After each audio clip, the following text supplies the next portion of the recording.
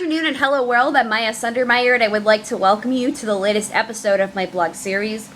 So far, I've been able to share my experiences of what it's like to live with autism.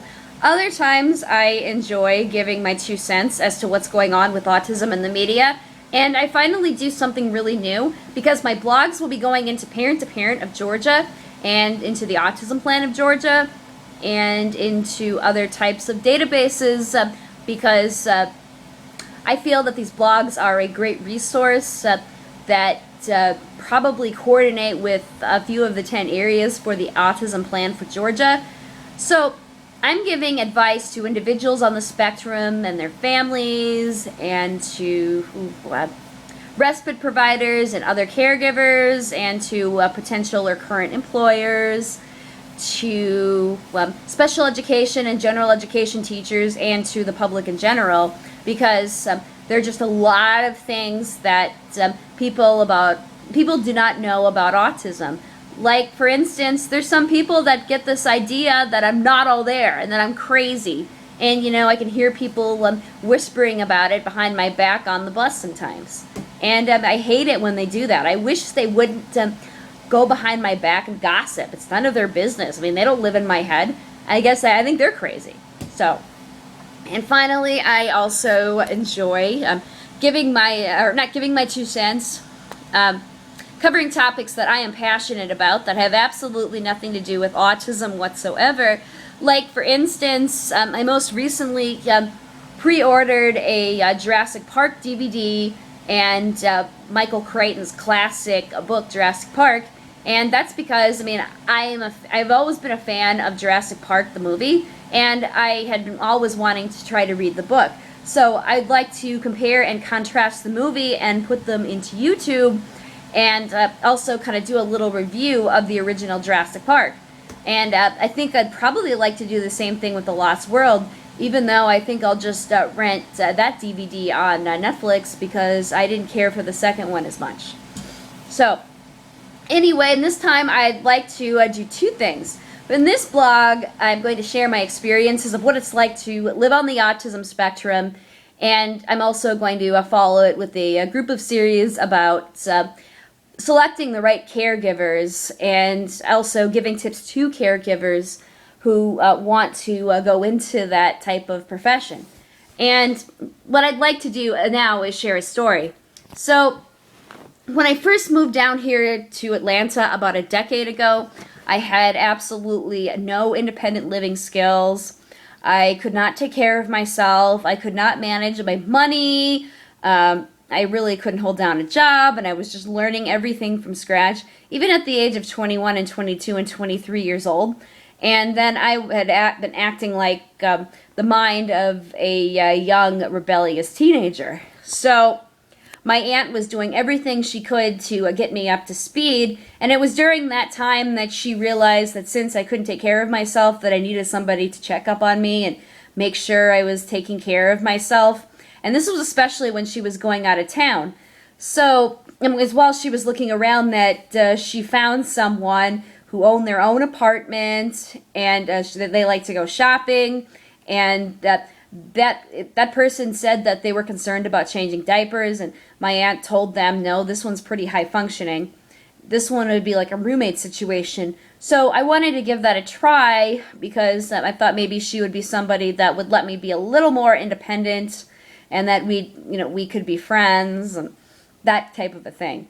And it was when I went to speak to her on the phone that she told me in a very phony voice that God has a calling for everybody, and that his calling for her was to care for other people on this earth who were vulnerable. And I thought that was great at first. So I stayed with her a couple of times. The first time was just a few days. It was during a funeral of a family member that my aunt had gone up to, because I was just giving I had a chance to give this situation out a try. So we thought it was going to work out when my aunt would be going out of town a few months later, and she'd be going out of the country. And it was around that same time that I had been attending an autism support group for very mild adults, and that the person that ran that group had very mild autism himself. And he was an amazing fellow. But anyway, my aunt knew that I loved going to that support group, so she had discussed it with this provider several times that I was not to get into the car with somebody else when she was out of town. I was not allowed to go over to someone else's house without either one of them knowing or meeting these people, even though I was trying to make new friends at the time. And I mean, of course, I was upset about that because I wanted to be more independent, and I felt like I was being held back and kept down, or probably kept safe. So I had to follow that rule, and I was not happy about it. And she had also promised my aunt several times that she was going to pick me up from that support group. She kept saying, "Yeah, I'll do it. Yeah, I'll do it. Yeah, I'll do it." And she had also even agreed that we would do a little test drive together so that I would show her where it was that she needed to pick me up. And so she said she was going to do it on a Sunday afternoon. And it was after my aunt had gone out of town that the disaster had broken loose. The first thing that I had noticed is that suddenly she did not have time to take me to that destination so I could show her. She just wanted to yap on her phone and sleep in her bed. And I asked if I could get a ride with her or get a ride with somebody else. And she put up a hand and said, "No, you can't do that. You will either ride with me or you will either catch the bus. Those are the rules here." And I said, "Is this an agency rule?" And she said, "No, I don't know these people and I haven't met them. You get into their car, you'll be in big trouble." And that's that. And she also said that instead of picking me up there, she would pick me up at the closest train station right here in Atlanta.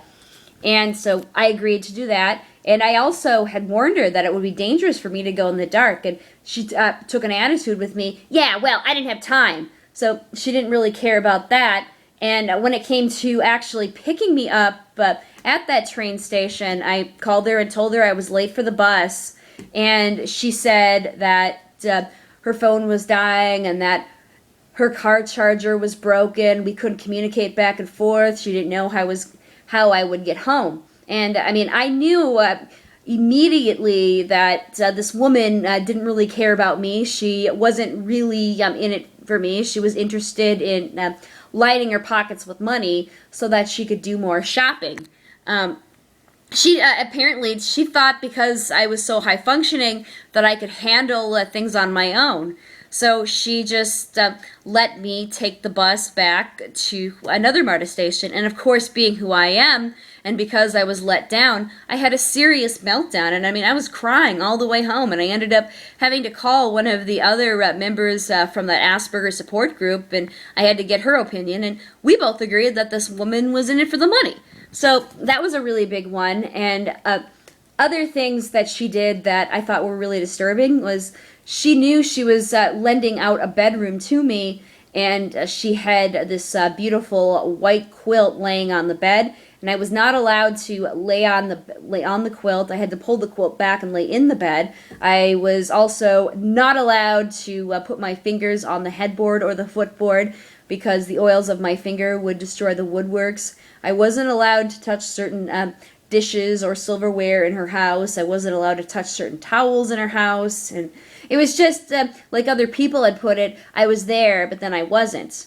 And she kept springing things on me at the last minute. She kept making and breaking promises to me, and everything was always about her. So anyway, that's my story. If you guys have any questions or comments, or I'd love to hear your stories. I mean, have you on the spectrum been in a situation similar to mine? If you are, I'm more than happy to hear what you have to say, because I think we need to put a stop to these kind of providers. Because as my friend Danger Woman said to me, people like that are greed monsters. So anyway, for those of you who are new, please do not forget to subscribe and share this with anybody who you know.